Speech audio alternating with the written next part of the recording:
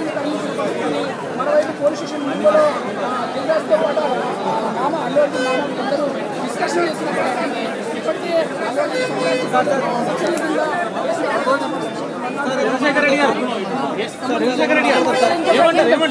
చెప్పండి దిల్రాజు గారు వాళ్ళు మాట్లాడడానికి నిరాకరిస్తున్నారు.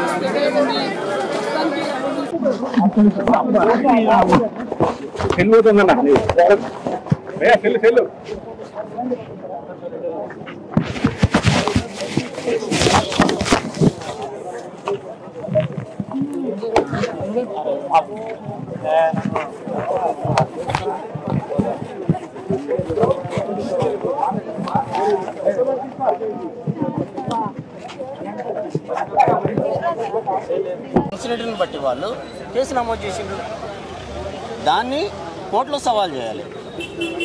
వీళ్ళు శిక్ష ఇస్తలేరు కదండి, వీళ్ళు ఒక సెక్షన్ కింద వాళ్ళు కేసు నమోదు చేసిండ్రు, కోర్టుకు హ్యాండ్ ఓవర్ చేస్తారు, కోర్టు నిర్ణయిస్తారు. ఆయన ముందే కూడా ఈ కేసును కొట్టివేయాలి అంటూ కూడా హైకోర్టుని ఆశ్రయించారు 3 రోజుల క్రితం. దీన్ని కొట్టివేయడానికి అది కోర్టు హైకోర్టు కానీ కోర్టు మాత్రం ఇప్పటివరకు ఏదేమి కూడా రెస్పాండ్ ఇవ్వలేదు. అట్లా కదండి, వీళ్ళు కేసు నమోదు చేసిన తర్వాత వీళ్ళు ఎఫ్ఐఆర్లు ఏం నమోదు చేసిండ్రు దాన్ని బట్టి వీళ్ళు ఛార్జ్ షీట్ చేసినప్పుడు కోర్టు నిర్ణయిస్తుంది. ముందే కోర్టు ఎట్లా నిర్ణయిస్తుంది? ఎఫ్ఐఆర్ ఫైల్ కాకముందే కోర్టు ఎట్లా కొట్టేస్తుంది? ఉందా ఏదైనా అఫెన్స్ జరిగిద్ది ఈ విధంగా జరగడానికి నాకు నాలెడ్జ్ ఉందా, ఇంటెన్షన్ ఉందా, నాలెడ్జ్ ఉందా? కానీ ఈ దీంట్లో అక్యూజ్డ్ గా పేర్కొనబడిన అల్లు అర్జున్ దాంట్లో ఎటువంటి ఇంటెన్షన్ కానీ నాలెడ్జ్ కానీ లేదు.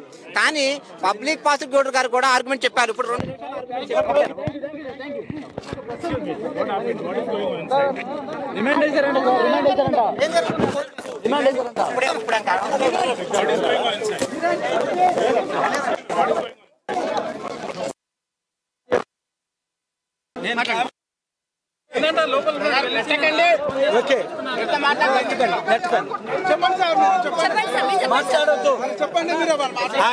I am strongly condemning.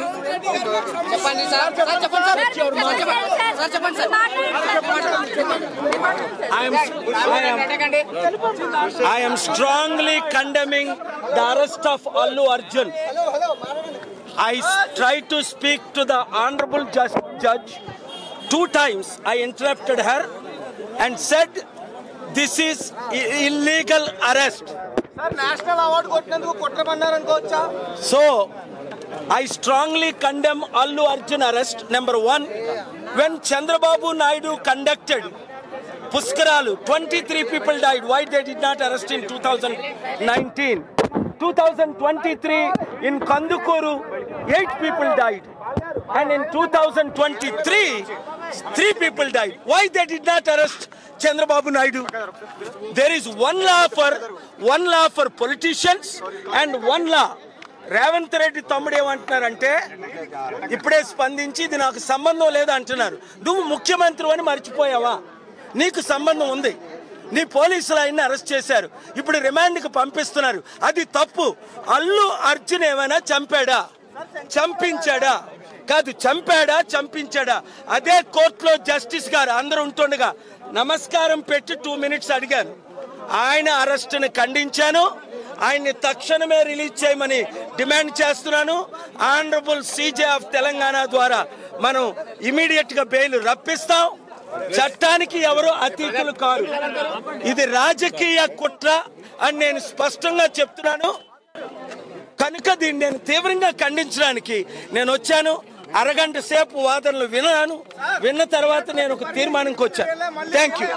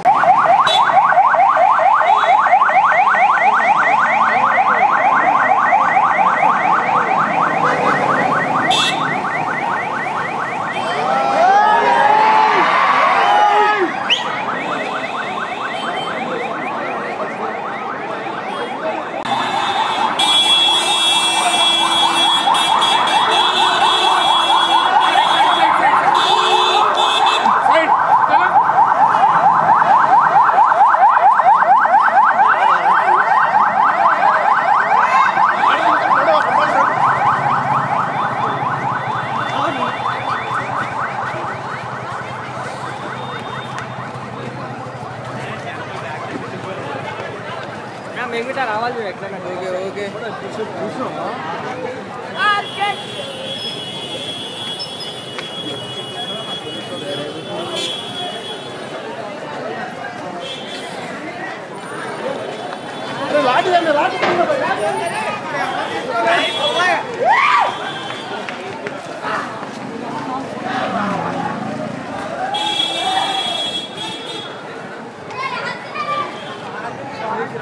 బండి వెహికల్ అయితే